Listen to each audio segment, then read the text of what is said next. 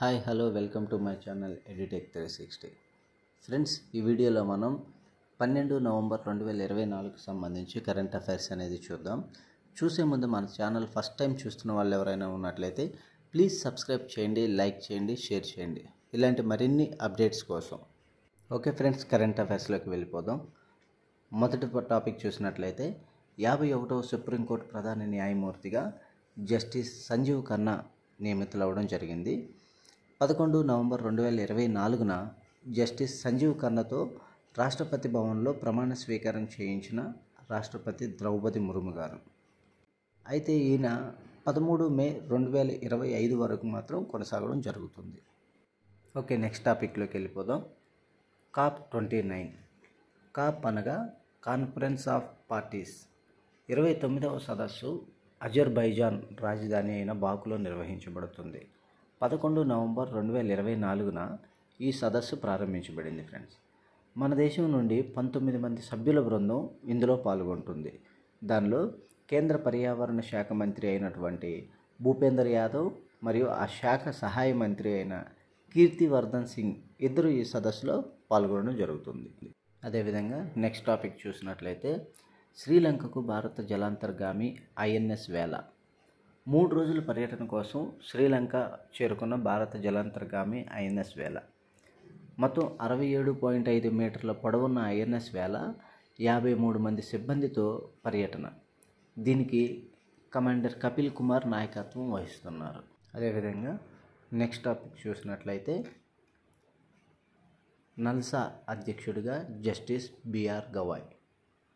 జాతీయ న్యాయ సేవల ప్రాధికార సంస్థ నల్సా కార్యనిర్వాహక అధ్యక్షుడిగా సుప్రీంకోర్టు న్యాయమూర్తి అయినటువంటి జస్టిస్ BR గవాయ్ 8 నవంబర్ 2024న నియమితులయ్యారు. లీగల్ సర్వీసెస్ అథారిటీస్ యాక్ట్ 1987లోని సెక్షన్ 3 of 2B అధికారాలను అనుసరించి రాష్ట్రపతి ద్రౌపది ముర్ము గారు నియమించడం జరిగింది. అయితే ఇక్కడ నల్సా ఫుల్ ఫామ్ కూడా గుర్తుంచుకోండి friends, national legal service authority. అయితే నెక్స్ట్ టాపిక్ చూసినట్లయితే వైట్ హౌస్ చీఫ్ ఆఫ్ స్టాఫ్గా సూసీ వైల్స్. అమెరికా చరిత్రలోనే ఈ పదవిని చేపట్టిన మొట్టమొదటి మహిళగా ఈమె రికార్డు సృష్టించారు.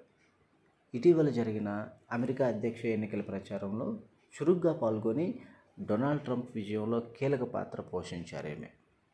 అయితే మనందరికీ తెలిసిందే, అమెరికా అధ్యక్ష ఎన్నికల్లో రిపబ్లికన్ పార్టీ నేత డొనాల్డ్ ట్రంప్ కమలా హ్యారిస్ పైన విజయం సాధించడం జరిగింది. నెక్స్ట్ టాపిక్ చూసినట్లయితే నీరజ్ చోప్రాకి కొత్త కోచ్.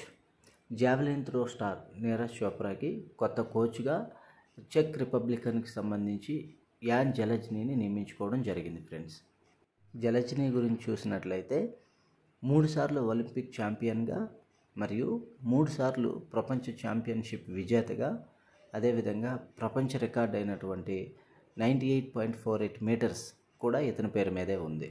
నీరజ్ చోప్రా గురించి చూసినట్లయితే 2021 టోక్యోలో జరిగిన ఒలింపిక్స్లో 87.58 మీటర్స్ త్రో తోటి గోల్డ్ మెడల్ సాధించడం జరిగింది. అదేవిధంగా 2024 పారిస్ ఒలింపిక్స్లో 92.97 మీటర్స్ తోటి హర్షత్ నదీం పాకిస్తాన్కు చెందిన వ్యక్తి మొదటి స్థానంలో నిలవగా 89.45 మీటర్స్ తోటి నీరజ్ చోప్రా రెండవ స్థానానికి పరిమితమయ్యారు. ఓకే ఫ్రెండ్స్, న్యూస్లోని పర్సన్స్ ఒక ముగ్గురిని చూద్దాము. APPSC చైర్మన్గా నూతనంగా ఎన్నుకోబడినటువంటి AR అనురాధ. అదేవిధంగా Telegram CEO Pavel Durov. Japan ప్రధానిగా Ishiba. Question of the day: Astra Hind అని ఏ 2 దేశాల సైనిక విన్యాసాలను పిలుస్తారు? మీ యొక్క ఆన్సర్ని కామెంట్ రూపంలో తెలియచేయండి.